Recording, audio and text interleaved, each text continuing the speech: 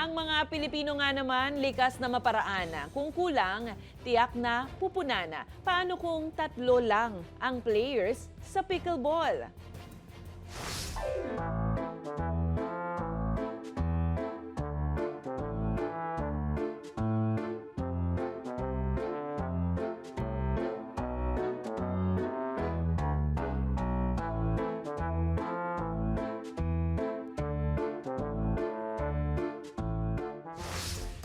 Kung kayo ay may kwentong kakaiba, mga kwento ng pag-ibig o storya ng inspirasyon at pag-asa, maaari itong ibahagi. Sumali sa ating Facebook group na Balitang A to Z.